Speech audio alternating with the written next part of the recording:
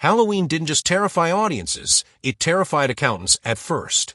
With only $300,000 to make an entire feature film, John Carpenter and his crew had to become masters of stretching every penny. Sets were reused, costumes were bought at department stores, and many crew members pulled double duty behind the camera. The small budget shaped the film's stripped-down style, fewer locations, tighter storytelling, and a focus on mood rather than spectacle. Ironically, the lack of money is exactly what gave the movie its raw, haunting atmosphere. And when the film grossed more than $70 million worldwide, it became one of the most profitable independent films ever made, proof that horror doesn't need a Hollywood bankroll to become legendary. Michael Myers' mask is now horror royalty, but started as a cheap afterthought. The production had no budget for custom props, so the crew went costume shopping. They found a $1.98 Captain Kirk mask, slapped on white spray paint, ripped out the eyebrows and sideburns, and widened the eyes to make it look blank and inhuman. The result? An empty, expressionless face that radiated menace. What's funny is that William Shatner, years later, admitted he had no idea his likeness was stalking babysitters. This DIY prop hack ended up creating one of the most iconic masks in horror history, and it only cost pocket change. The entire movie was filmed in just 20 days. That's less than most productions spend on a single elaborate action sequence. Carpenter kept the pace quick to stay within budget, which meant the cast and crew had to be incredibly efficient. Scenes were shot in natural light whenever possible, and the actors often did multiple takes back-to-back without much downtime. Despite the rush, the finished film feels polished and atmospheric. It's almost surreal to think that such an enduring classic was pieced together in less than a month, proving that speed and focus can sometimes be an advantage, especially when you don't have the money to drag things out. Here's the irony. The movie that screams Halloween wasn't even shot in autumn. Filming took place in springtime California, where trees were green and pumpkins were nowhere to be found. To fake the fall look, the crew painted thousands of paper leaves, scattered them on lawns, and then gathered them back up to reuse for the next shot. If you look closely, you can even spot palm trees in the background of some scenes, not exactly Illinois. But audiences never noticed at the time. The illusion worked, and those carefully arranged paper leaves tricked the world into believing we were walking down chilly Midwestern streets on October 31st. When 19-year-old Jamie Lee Curtis auditioned for Laurie Strode, she was relatively unknown. Carpenter cast her partly as a nod to horror royalty. Her mother, Janet Leigh, was the star of Psycho. Curtis threw herself into the role, crafting Laurie as both vulnerable and resourceful, making her the prototype for the final girl archetype.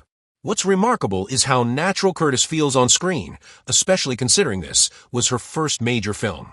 That decision not only launched her career, but also solidified her as a scream queen in her own right. Without Halloween, Jamie Lee Curtis might never have become the horror icon we know today. The Halloween theme is instantly recognizable. Those eerie, repetitive piano notes are burned into pop culture. Carpenter composed the score himself in just a few days, using a simple 5/4 time signature his father had once taught him. The minimalist approach wasn't just an artistic choice, it was a budget necessity. Hiring a professional composer was out of the question. But Carpenter's music turned into one of the most effective horror scores ever written. It's amazing how a handful of piano keys, played with precision and repetition, can make your pulse quicken faster than a full orchestra ever could.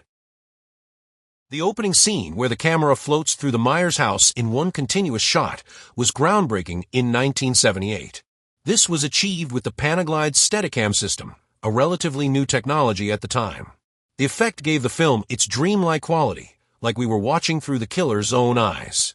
It also helped stretch the budget, since one long take could cover more ground without needing multiple setups.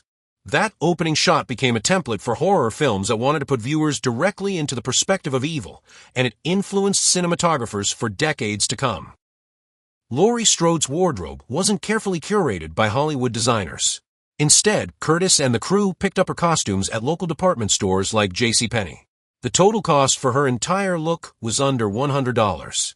This no-frills approach gave the characters a down-to-earth realism, making them feel like actual teenagers instead of style movie stars. That relatability was crucial to the film's impact. When Michael Myers came after Laurie and her friends, audiences felt like they were watching real kids from their own neighborhood, not characters from a glossy Hollywood production. Believe it or not, the movie almost wasn't called Halloween at all. Carpenter's script was originally titled The Babysitter Murders. It wasn't until producer Irwin Yablans suggested setting the film on Halloween night that the title changed. The simplicity of Halloween gave the film instant universality. It wasn't just about one murder, it was about the holiday itself, the unease of October 31st, and the feeling that no one is safe in the dark. It's one of those rare cases where a title alone helped turn a small indie into a cultural phenomenon. When Halloween hit theaters, no one expected it to change the horror genre forever. It went on to gross over $70 million worldwide. That's a return of more than 230 times its cost, which is almost unheard of. Its success inspired countless slashers in the late 70s and 80s, essentially launching the slasher boom. More importantly, it showed independent filmmakers that a creative idea, paired with smart execution, could rival and even surpass the big studios. The film wasn't just a hit, it was a revolution in what horror movies could be.